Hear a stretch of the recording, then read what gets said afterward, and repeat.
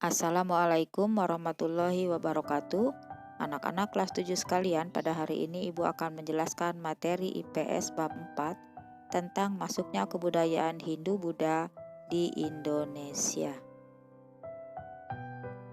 Sebelum kita membahas materi lebih lanjut, silakan kalian simak terlebih dahulu peta jalur pelayaran laut dan darat dari Cina ke India, yaitu yang berwarna merah menunjukkan jalur darat dan yang berwarna biru menunjukkan jalur laut. Ternyata tampak pada peta yang telah diamati tadi menunjukkan jalur perdagangan laut antara India dan Cina yang melewati perairan kepulauan Indonesia. Apa keuntungan yang diperoleh masyarakat Indonesia dari perdagangan laut ini? Hubungan dagang antara India dan Cina semula dilakukan melalui jalur darat dikenal dengan jalur sutra. Jalur ini membentang dari Cina, Asia Tengah sampai Eropa. Kemudian, komoditi utama yang diperdagangkan adalah kain sutra dari Cina. Itulah mengapa jalur tersebut dinamakan sebagai jalur sutra. Selain kain sutra, ada wangi-wangian dan rempah-rempah juga menjadi komoditas yang sangat laris di Eropa. Coba kalian amati kembali peta ini, ternyata Indonesia adalah menjadi bagian dari jalur perdagangan dari Cina ke India. Sejak awal abad Masehi, jalur itu dialihkan melalui laut karena situasi jalan darat di Asia Tengah sudah tidak aman. Jalan laut yang terdekat dari India ke Cina yaitu melalui Selat Malaka. Peralihan rute perdagangan membawa keuntungan bagi masyarakat Indonesia. Kepulauan Indonesia menjadi daerah transit atau pemberhentian bagi para pedagang Cina dan pedagang India. Masyarakat Indonesia ikut aktif dalam perdagangan tersebut, sehingga terjadilah kontak hubungan di antara India, Cina, dan Indonesia. Hubungan kedua bangsa itu menyebabkan pengaruh Hindu-Buddha yang berasal dari India berkembang di Indonesia. Beberapa pendapat atau teori mengenai masuknya kebudayaan Hindu-Buddha ke Indonesia adalah 1. Teori Waisya, 2. Teori Ksatria, 3. Teori Brahmana, dan keempat teori arus balik. Teori Waisya. Teori ini dikemukakan oleh N.J. Krom yang menyebutkan bahwa proses masuknya kebudayaan Hindu-Buddha dibawa oleh pedagang India yang menyesuaikan arah angin musim. Lalu mereka menetap dan memungkinkan terjadi perkawinan dengan wanita pribumi. Mulai dari sinilah pengaruh kebudayaan India menyebar dan menyerap dalam kehidupan masyarakat Indonesia. 2. Teori Ksatria.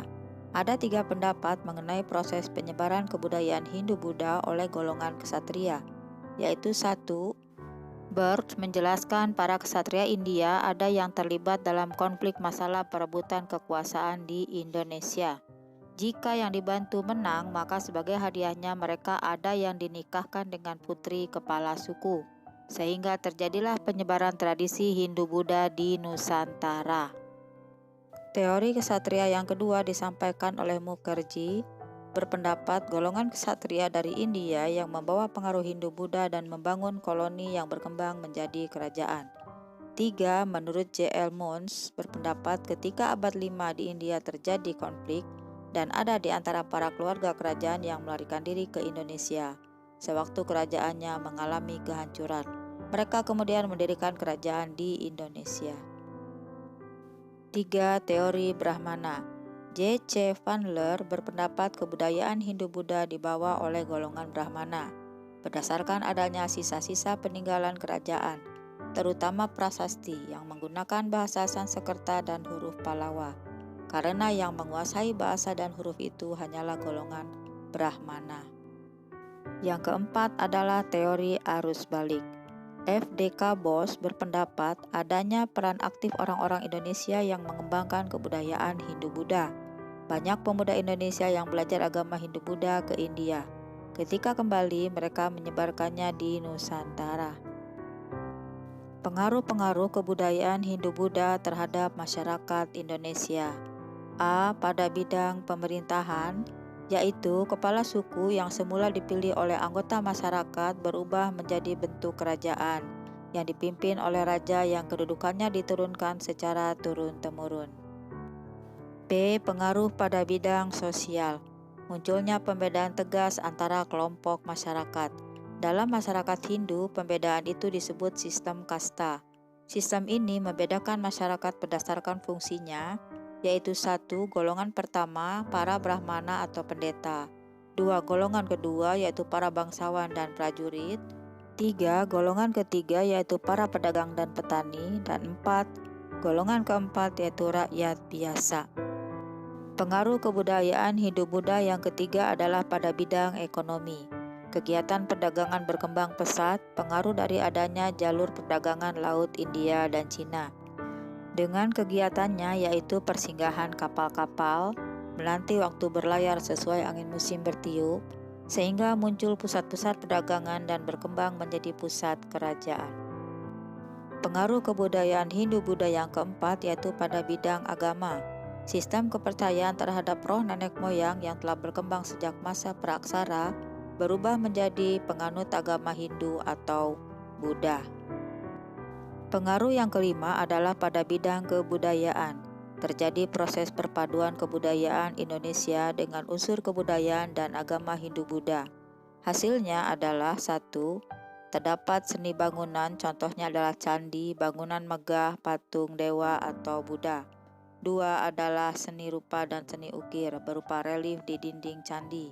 3. Sastra dan aksara berkembang dari Mahabharata dan Ramayana yang melahirkan wayang kulit.